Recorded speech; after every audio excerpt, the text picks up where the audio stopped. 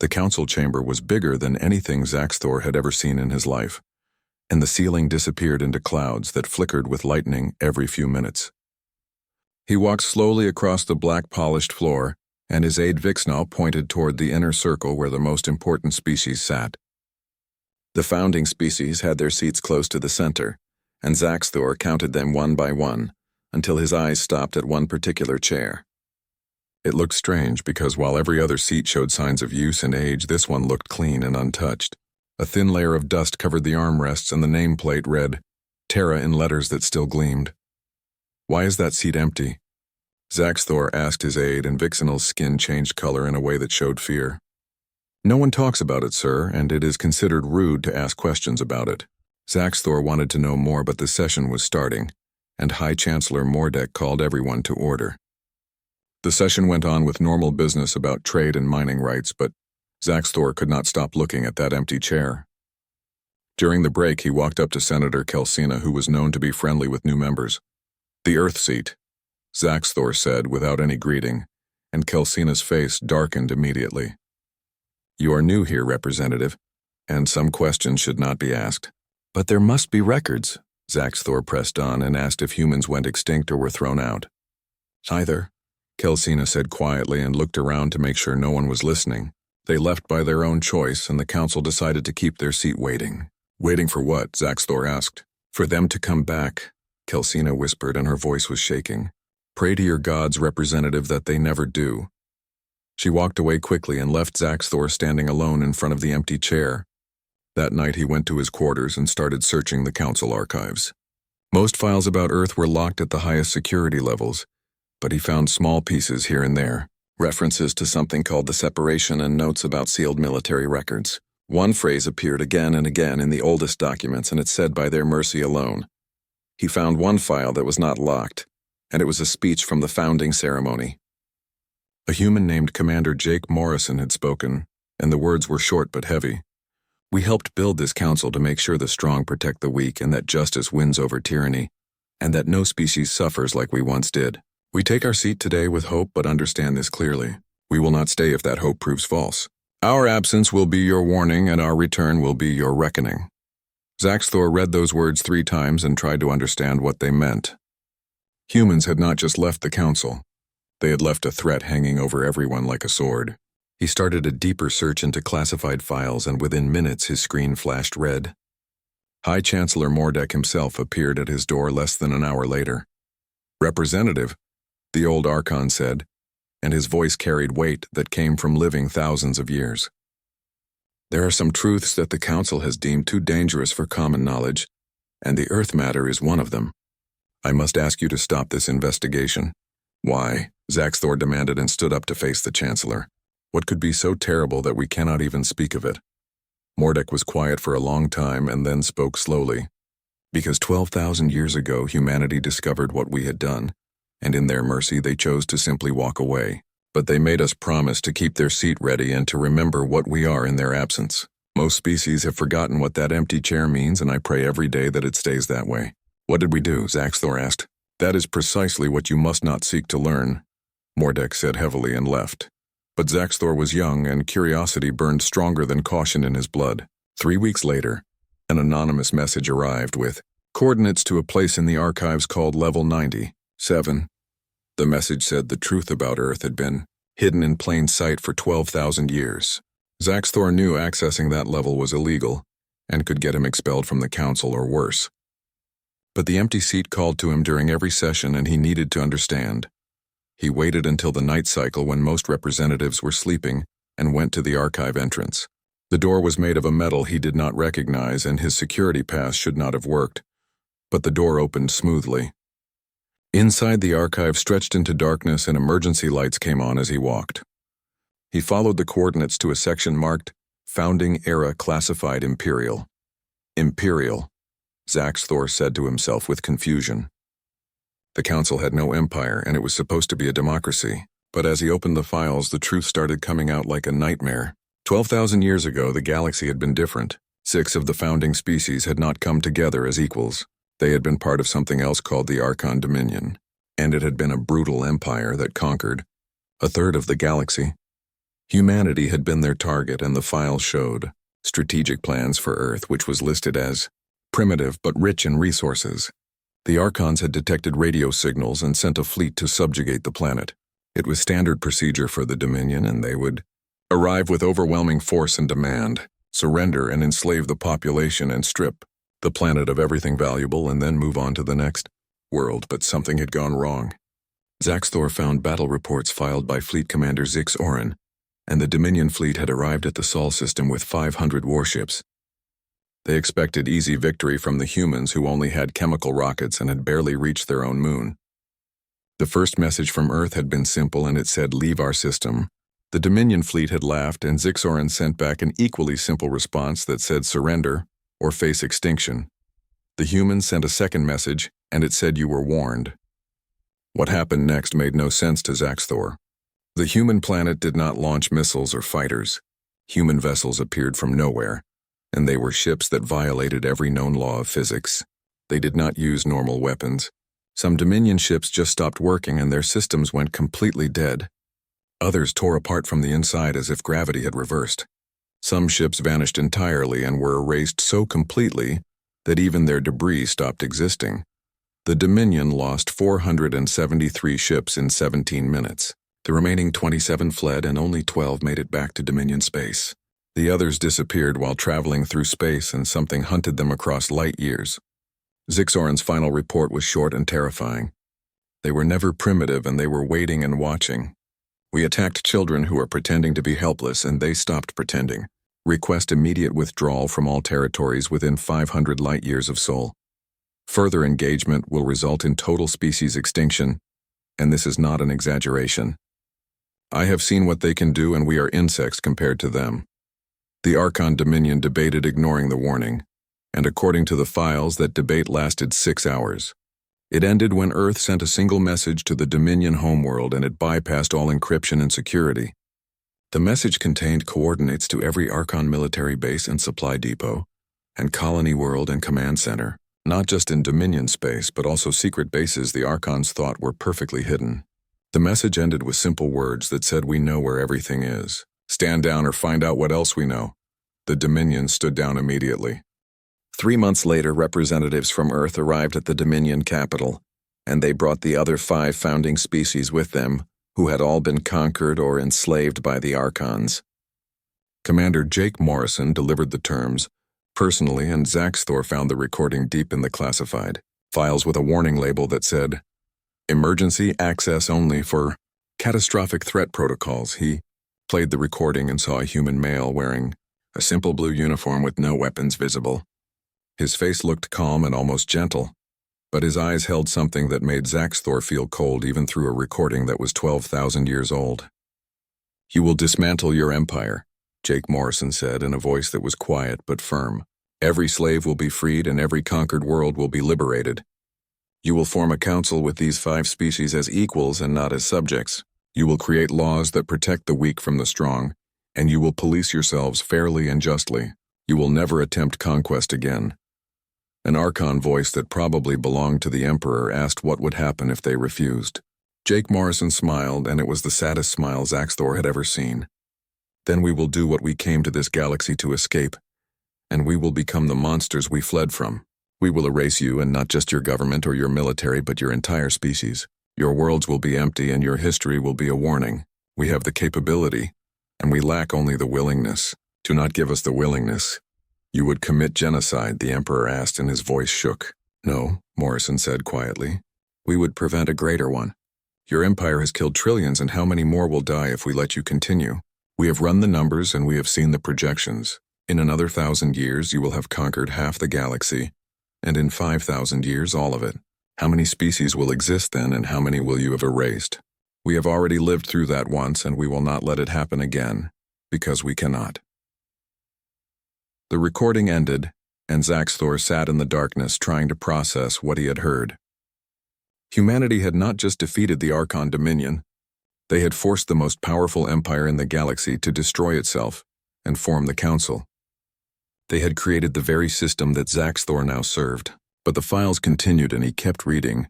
The Council had been established, and the 6 species worked together with human advisors guiding them. For 17 years, humanity helped build the framework of Galactic, government and trained peacekeepers and established courts and laws. Then they discovered the camps and the files, contained images that Zaxthor wished he could never unsee. On a world called Korvash, the Council's archaeological teams found evidence of the Archon Dominion's darkest secret. Before the conquest and before the Empire, the Archons had nearly been wiped out by a plague. They survived by harvesting genetic material from other species and experimenting on them and using them as living laboratories. The camps had held billions, and not warriors or criminals, but civilians and children. The Archons had processed entire species through those facilities and took what they needed and disposed of the rest. It had lasted for 3,000 years before the Dominion rose to power. The Council tried to hide the discovery, and not out of evil intent but out of fear. The Archons were one of the 7 founding species, and revealing their crimes would tear apart the fragile peace. But a human scientist named Lisa Grant found out, and she brought the evidence to Commander Morrison. Humanity called an emergency session, and Zaxthor found Morrison's final speech to the Council preserved in the files. "You lied to us," Morrison said, and his voice was heavy with disappointment. "We asked you why you built an empire, and you said it was natural expansion and the desire for resources and security. You never mentioned that your entire species exists because you committed atrocities that make our worst nightmares look tame. Now you want to bury it again and pretend it never happened." It was 3,000 years before the Dominion. An Archon delegate protested. "Our ancestors' sins are not ours to bear." "Then why hide them?" Morrison demanded. "If you have truly changed, then own what you were, memorialize the victims, and teach your children so they never repeat those horrors. But instead you want silence, and you want to move forward without accountability. That tells us you have not really changed at all, and you have just been scared into compliance." The Council voted to seal the records, and it was 6 species to 1. Humanity voted against sealing them. 3 days later, Commander Morrison gave one final address, and Zaxthor played that recording with hands that shook. "We came to this galaxy running from our own darkness," Morrison said. "We had fought wars that nearly destroyed us, and we had committed atrocities in the name of survival. We had looked into the abyss of what we could become and barely pulled ourselves back. We thought we could help you avoid our mistakes, but we were wrong. You are not trying to be better, and you are trying to hide what you are. We cannot be part of that, and we will not legitimize it with our presence. So we are leaving, and we are taking our seat, but we are not coming back unless you prove you have actually changed. Our seat will stay empty, and let it remind you what you chose when you chose comfortable lies over difficult truth. If you ever do what you did before, and if you ever restart the camps or the conquest or the horrors, then know this: we will be watching, and we are always watching. We will not show mercy a second time." Humanity left that day, and all of them departed together. Every human advisor and scientist and diplomat and observer boarded their ships and left Council space. The records showed they traveled beyond the galactic rim into the void between galaxies. Long-range sensors tracked them for a few months before losing contact entirely. For 12,000 years, the seat remained empty, and it stood as a reminder and a warning and a promise. Zaxthor closed the files and sat in silence for a long time. Now he understood why no one spoke of Earth. The Council existed only because humanity forced it into existence. The peace that everyone celebrated had been imposed at gunpoint by a species so powerful, they made the galaxy's greatest empire surrender without fighting. Somewhere out in the dark between galaxies, they were still watching. He returned to his quarters that night and could not sleep. The next morning, during the Council session, he stared at the empty seat and saw it differently now. It was not just an empty chair. It was a grave marker for ideals that had died. It was a warning that had been ignored for so long that most species thought it was just decoration. It was a promise that terrified him, because he now knew what humanity was capable of when pushed too far. High Chancellor Mordek noticed his staring and approached him after the session. "You found the archives," the old Archon said, and it was not a question. Zaxthor nodded slowly. "Now you understand why we do not speak of it. The truth is too heavy for most to bear, and the fear would paralyze the Council. Better to let it fade into legend and let the younger species think it is just a symbolic gesture. But it is not symbolic," Zaxthor said. "It is real, and they are still out there." Mordek's face showed an expression that might have been grief. "Yes, they are. And every day I wake up hoping they never find reason to return, because if they do, it means we have failed completely. The Council has slowly forgotten what we promised them, and we have slowly returned to our old ways." Not as openly and not as brutally, but the patterns are there. We hide it better now, but we are still what we always were. What happens when they notice? Zaxthor asked. Mordek looked at the empty seat with ancient eyes. Then we discover if mercy has limits, he said quietly and walked away. 6 months after discovering the truth, Zaxthor tried to focus on his normal duties, but he could not stop noticing things that others seemed to ignore. The council maintained its appearance of following the ideals humanity had forced upon it, but beneath the surface old patterns were returning. The Archons still controlled most of the military forces, and the Velkorans dominated trade through methods that looked suspiciously like the old monopolies. Conquest had been replaced with something called economic integration, but it achieved the same results. Worse than that, Zaxthor discovered through careful investigation that the Korvash camps had not been the only secret. Similar facilities had existed throughout the Old Dominion territory, and most had been destroyed after humanity's intervention, but several had simply been abandoned and sealed away. Not eliminated, but just hidden. Recently, some of them had been quietly reopened, and Zaxthor found reports that claimed they were for research purposes only. For security reasons and to understand historical biotechnology, in case such knowledge was needed again, brought his findings to High Chancellor Mordek. Expecting outrage, or at least concern, but the old Archon just looked tired. What did you expect, Representative? Mordek asked. We are what we are, and humanity tried to change us. For a time, fear kept us in line, but 12,000 years is a long time. Memories fade, and new generations arise who never witnessed humanity's power. The council continues, but the spirit behind it has been reinterpreted. This is exactly what Morrison warned against, Zaxthor said with anger in his voice. Morrison is long dead, Mordek replied, as is everyone else who met humanity, and they have become legends and myths. Many species do not even believe they were real, and think the founding species invented the story to justify the council's creation. The empty seat is seen as a symbol and not a genuine warning. You know better, Zaxthor said. I do, Mordek admitted. My line has passed down the true history, and I know what humanity did. But I am one Archon among billions, and what can I do except try to slow the inevitable decay? Close the camps, Zaxthor demanded. Honor what humanity wanted from us. And if I try, Mordek asked. If I reveal what is happening, then the political structure would collapse and wars would break out. Billions would die in the chaos, and sometimes representative evil must be tolerated to prevent greater evil. Zaxthor left that meeting understanding he was alone in this fight.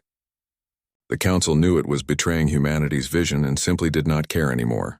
After 12,000 years, Earth's absence had changed from a presence to a void, and the threat had become background noise that was easy to ignore.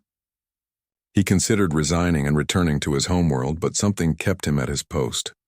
Someone needed to remember and someone needed to care. Then came the day the monitoring station went silent.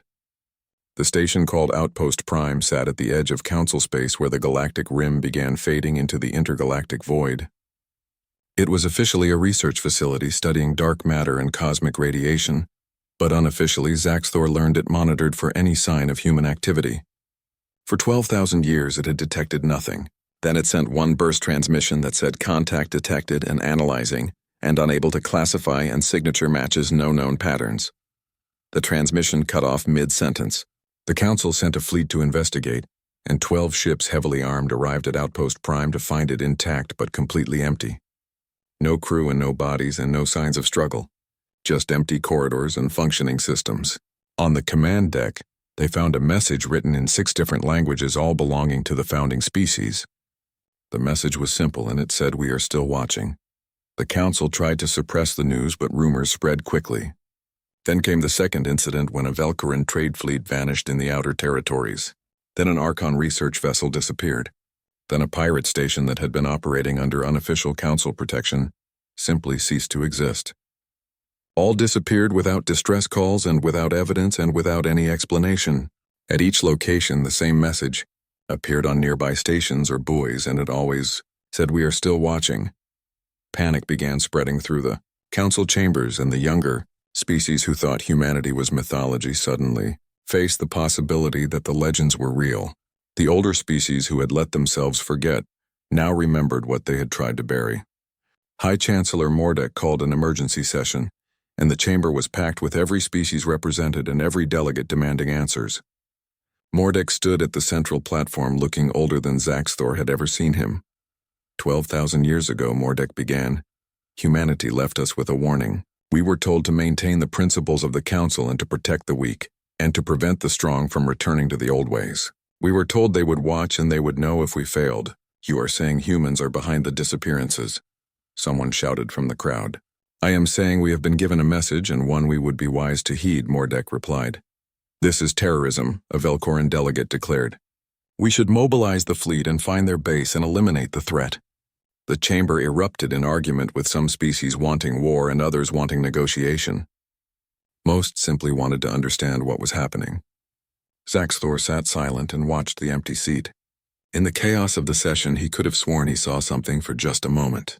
A flicker, as if someone had been sitting there watching and then vanished again. That night, Zaxthor received another anonymous message, and this one contained coordinates to a location in neutral space far from any council world. The note said, "Come alone and come unarmed. If you want truth, we will give it, but only to those brave enough to face it." Zaxthor knew it was likely a trap and knew he could disappear like the others. But he had spent months learning about humanity and understanding their history. He had come to a conclusion that they had been right and the Council had failed. It had betrayed everything it was meant to be. He chartered a small ship and set course for the coordinates. The journey took 3 days, and when he arrived at the designated location, his sensors detected nothing.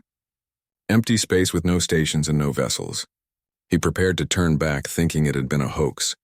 Then his ship's computer spoke in a voice it had never used before, and it was smooth and undeniably human. "Hello, Representative Zaxthor," the voice said. "Thank you for coming, and we have been wanting to talk to someone who actually cares." "Who are you?" Zaxthor asked with his hearts racing. "We are the descendants of the people who left, and we are what humanity became when we stopped pretending to be less than we are. We are here to deliver a message the Council needs to hear." "What message?" Zaxthor asked. "That time is up," the voice said. "We gave you 12,000 years and we watched as we promised. We saw you slowly forget and slowly return to your old ways. We have been patient and we hoped you would remember. But you have reopened the camps and restarted the conquests under new names and forgotten why we left. So now we are coming back, and not as advisors and not as partners, but as judges. You are going to attack the Council?" Zaxthor asked, and felt fear grip him. "No," the voice said calmly. "We are going to do something worse, and we are going to give you exactly what you asked for 12,000 years ago. We are going to leave you alone and completely alone. We are going to show you what happens when there is no one watching, and when there is no one who cares about mercy or justice or protecting the weak. We are withdrawing our surveillance and we are pulling back our monitoring systems. We are leaving this galaxy to manage itself." "I do not understand," Zaxthor said. "You will," the voice replied. "Soon everyone will understand. See how long your council lasts when you truly believe no one is watching. See how long before the strong devour the weak. See how long before you become the Dominion again. When you do, and when you finally become the monsters you have been pretending you are not, then we will return. Not to judge you, because you will have already judged yourselves. We will return to contain you, and to make sure your darkness does not spread beyond this galaxy. Consider this your final warning and your last chance. You have 1 generation and prove us wrong." The voice fell silent, and Zaxthor's ship rebooted with all systems returning to normal. He sat in the cockpit shaking and understanding exactly what humanity had just done. They had not threatened war, but threatened abandonment. They had threatened to give the Council exactly what it had been slowly asking for, which was freedom from accountability. Freedom to be what it truly was. In that freedom, humanity knew the Council would destroy itself, and the only question was how long it would take. Zaxthor returned to Council space, and his report sparked the greatest debate in 12,000 years of history. For 6 weeks, the chamber became a battlefield of competing ideas and fears and ambitions. The galaxy species divided themselves into 3 groups almost immediately. The reformers, led by Zaxthor and other younger delegates, demanded immediate action to close the camps and end the exploitation, and return to genuine principles. "We have been given a warning," Zaxthor pleaded during one heated session. "They are testing us, and if we fail, we lose everything." The militants, commanded by Admiral Vexillar and supported by most Archon military leaders, saw opportunity instead of threat. "Humanity has shown their hand," Vexillar argued. "They are withdrawing and leaving us alone, and this is not a test but a retreat. They have grown weak or lost interest, and either way we should prepare for their return, not with compliance but with strength. Let them come back, and this time we will be ready. The Deniers were perhaps the most dangerous group, and they simply refused to believe any of it was real. "We are chasing ghosts," declared Senator Crix of the Velcoran Assembly. "There is no proof these disappearances are connected to humanity, and the message at Outpost Prime could have been a hoax. We are letting fear of a myth dictate our policy, and it is absurd. Humanity, if they ever existed, is gone and dead or irrelevant. We should focus on real problems." High Chancellor Mordek tried to maintain unity, but even his authority was fracturing. The Archons themselves divided with younger generations, questioning why their species should continue living under restrictions imposed by an absent threat. "We have been good for 12,000 years, one young Archon delegate declared. "How much longer must we prove ourselves to judges who are not even here?" The fracture grew deeper when the Velcoran Assembly announced it was reopening 3 research facilities in its territory, and these were former Dominion camps that had been sealed. In the interest of scientific progress and galactic security, they claimed. The vote passed despite reformer objections, and Zaxthor walked out in protest. That night the facilities were destroyed but not damaged or attacked. They were destroyed in a way that defied all explanation. Each facility, along with the 10-kilometer radius around it, simply ceased to exist. Perfect spherical voids appeared in 3 Velcoran worlds, and the edges of the spheres were so perfectly smooth they reflected light like mirrors. No radiation and no debris and no evidence of weapons. Just absence where matter had been. Floating at the center of each void was a message beacon broadcasting in every known language, and it said, "Last warning." The galaxy held its breath, and the militants demanded mobilization. The Deniers claimed it was some natural phenomenon being exploited by fearmongers.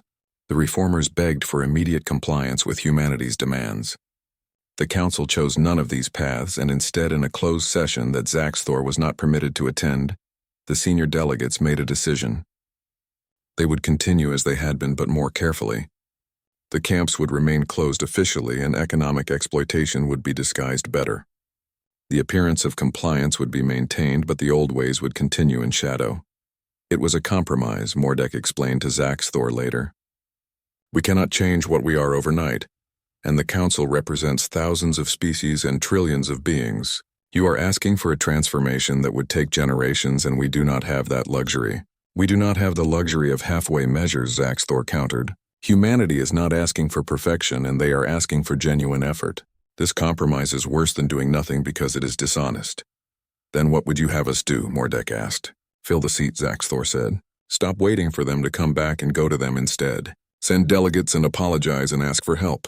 Show them we actually want to change and that we are not just scared into temporary compliance." "And where would we send these delegates?" Mordek asked. "Humanity left the galaxy and we do not know where they went." "Then find them," Zaxthor insisted. "We have 12,000 years of monitoring data and long-range sensors. We could search." Mordek shook his head slowly. "The Council will never approve such a mission, and it would be seen as weakness, begging for mercy from an enemy." "They are not our enemy," Zaxthor said with frustration. "They never were, and they were our conscience. We need them back." But Mordek was right, and the Council refused to authorize any search. Instead, they fortified, and the militants got their wish. Fleet expansion was approved, with new shipyards constructed in every major system. Research into advanced weapons accelerated, and a new doctrine emerged called deterrence through strength. Zaxthor watched his galaxy prepare for war with a species that had already proven itself beyond their capability to fight. It was madness, but it was madness, born of pride and fear, which was a toxic combination that had destroyed civilizations throughout history. 3 months after the Velcoran facilities were destroyed, the first new Archon research installation opened in deep space. It was built hidden behind false readings and cloaking technology, borrowed from a dozen species. Only the highest-level delegates knew of its existence, and Zaxthor was not supposed to be one of them. But his anonymous benefactor, whoever they were, kept feeding him information. The installation's purpose was clear, and it was to reverse engineer human technology. The Council had recovered fragments from the ancient battle in Sol system, and these were pieces of human ships that had somehow survived. For 12,000 years these fragments had been studied in secret. Now, with humanity supposedly withdrawing, the Archons believed they could finally unlock the technology that made humans so powerful. Zaxthor realized then that the Council had learned nothing. They had not understood humanity's message at all, and they thought it was about power and weapons and technological superiority. They did not grasp that humanity's strength came from something else entirely, which was the willingness to sacrifice for principles and to walk away from power rather than abuse it. He made his decision that night, and if the council would not go to humanity, then he would. He filed for a leave of absence claiming personal reasons, and it was approved without question. His constant protests had made him unpopular anyway. He chartered a long-range explorer vessel, and it was the kind capable of extended travel into deep space. His aide, Vixenal, found him preparing the ship.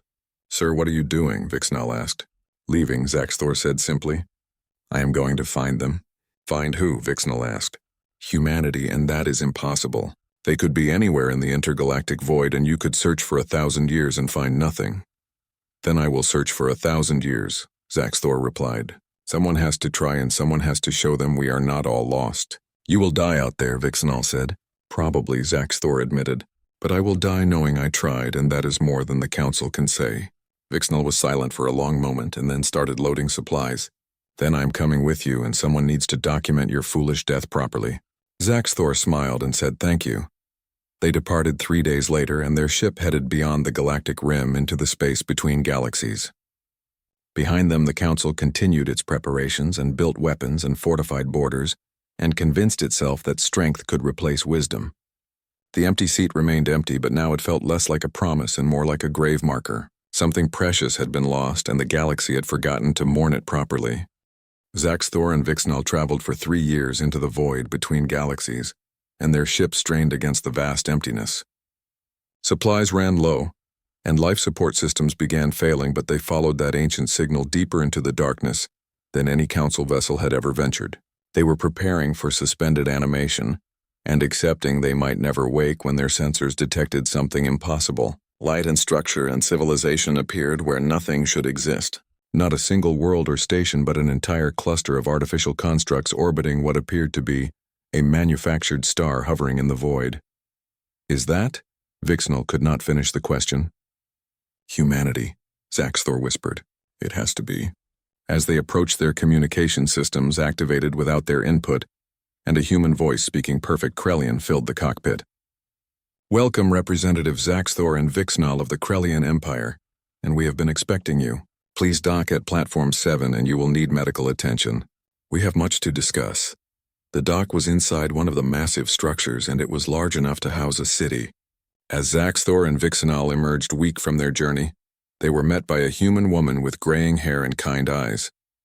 She introduced herself as Dr. Claire Bennett, and said she was head of the External Relations Committee. "You came a long way," she said as medical staff helped the 2 Krellians to treatment facilities. "Though I admit we did not expect anyone to actually make the trip. When we detected your ship 3 years ago, there was quite a debate about whether to guide you here or redirect you home." "Why did you let us come?" Zaxthor asked. "Because you tried," Claire said simply. "That matters, and come. Once you are recovered, there is someone who wants to meet you." 2 days later, recovered and fed Zaxthor and Vixenal were brought to a garden, which was an impossible place of green plants and flowing water existing in a space where no garden should be. An old human man sat on a bench feeding what appeared to be birds, though Zaxthor had never seen any species quite like them. "Representative Zaxthor," the man said, and stood with effort. "I am Jake Morrison's great-great-great-grandson, and also named Jake. I have inherited his role as Speaker for Humanity. And please sit. We have much to discuss." "You are still alive," Vixenal stammered. "After 12,000 years. We age slowly here," Jake explained. "Time works differently when you are not bound to a single dimension. But yes, some of us who left are still alive, though most of the original generation has passed. I knew my grandfather only as a very old man, and he told me stories about Earth's time with the Council. I found the archives," Zaxthor said. "I learned what you did and what you tried to build and what we became instead." Jake nodded sadly and said, "We have been watching. We have seen the camps reopening and the old patterns re-emerging. We have seen the Council preparing for war with us and building weapons from children's toys and thinking they are matching our capabilities. It would be funny if it were not so tragic."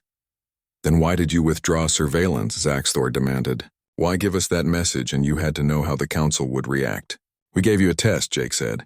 "Not of your ability to defeat us, but of your ability to defeat yourselves. We wanted to see if you could choose to be better without someone forcing you, and without the threat of our return keeping you in line. He paused and looked sad. You are failing that test, Representative, and failing it badly. I know, Zaxthor said. That is why I came in to ask for help. To beg if necessary, and to tell you that not everyone has forgotten. Some of us still believe in what you tried to build. Jake studied him for a long moment. Do you know why we really left? You found the camps and you discovered the council was hiding its past. That was the trigger, yes, but the reason goes deeper. Jake stood and gestured to the structures around them. This place and what we have built here is what humanity became when we stopped limiting ourselves. When we stopped pretending to be less than we are so others would not fear us. Out here away from the galaxy we have grown and we have transcended. We have become something the council could not understand. He turned back to Zaxthor. We did not leave because we were disappointed, Representative, and we left because we were dangerous. The longer we stayed, the more the council relied on us and you were becoming dependent, letting us solve your problems instead of learning to solve them yourselves. We realized we were creating the very thing we had fought against, which was a power structure, where the strong controlled the weak, even if our control was benevolent. So we left and we forced you to stand on your own. And now we are falling, Zaxthor said. Yes, Jake agreed, because you were never standing at all and you were kneeling and pretending it was the same thing. When we removed the threat, you simply chose a different master, which was your own worst natures. Then come back, Zaxthor pleaded. Force us to be better again. No, Jake said firmly. That is not the answer, and do you not see? If we return now, nothing will have changed and you will be good because you are afraid and not because you choose to be. The cycle will repeat and we will leave eventually and you will fall again. We cannot save you, Representative, and only you can save yourselves. But we are not strong enough, Vixnell said. The council will not listen and they are preparing for war and reopening camps and falling back into old patterns. What can 2 junior delegates do against that? What can one person do against the tide, Jake mused. My grandfather asked himself that question when he first saw what the Archon Dominion was. One human looking at an empire that had conquered 1/3 of the galaxy. And what could he possibly do? Jake smiled. He found others who cared and he built a coalition. He did not do it alone and neither will you. Change never comes from the powerful representative and it comes from the committed. You are not going to help us at all. Zaxthor felt despair settling in. I did not say that. Jake reached into his coat and pulled out a small data crystal. This contains something we have never shared with anyone and the truth about humanity, our real history and why we were running when we entered your galaxy 12,000 years ago. What we were fleeing from. It is a story the council has never heard, and a context that changes everything. Take it back and share it and let them understand what we were trying to prevent. Zaxthor took the crystal carefully. What will it show them?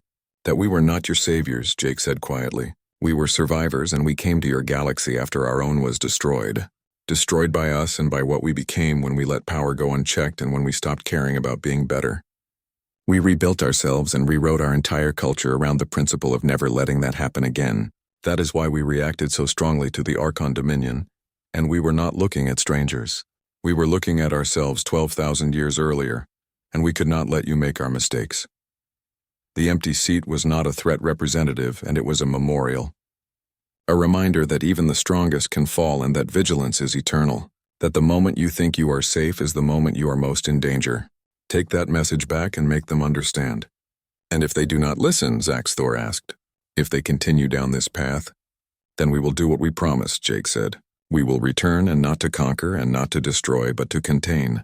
We will lock your galaxy away and isolate it from the wider universe and let you do whatever you are going to do within your own space. We will not let your darkness spread, and that is our red line. Cross it and we will show you what we are truly capable of, and not as a threat, but as a promise. The journey back took 3 years, and when they finally reached council space, everything had changed. The militants had gained more power and the research facilities had expanded. 2 more species had vanished mysteriously, though the council claimed they had simply cut off communications. The galaxy was fracturing, with some species pushing for expansion and conquest, while others tried desperately to hold to the old principles. Zaxthor called for an emergency session and presented the data crystal. The council gathered and filled the chamber with every species represented. The empty seat sat in its place, watching silently. Zaxthor loaded the crystal into the main display. Before you continue down this path, he said, you need to see this.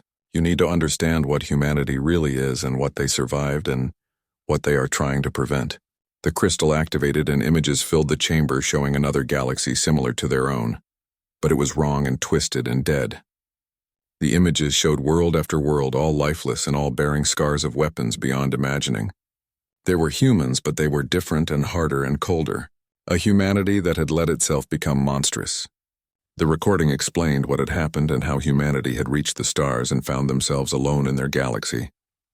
How they had expanded without check and fractured into competing factions. How those factions had gone to war, and how that war escalated until it consumed everything. They had destroyed their own galaxy in the name of victory, until only a few ships remained fleeing into the void, carrying the last humans who remembered what they had been before the darkness.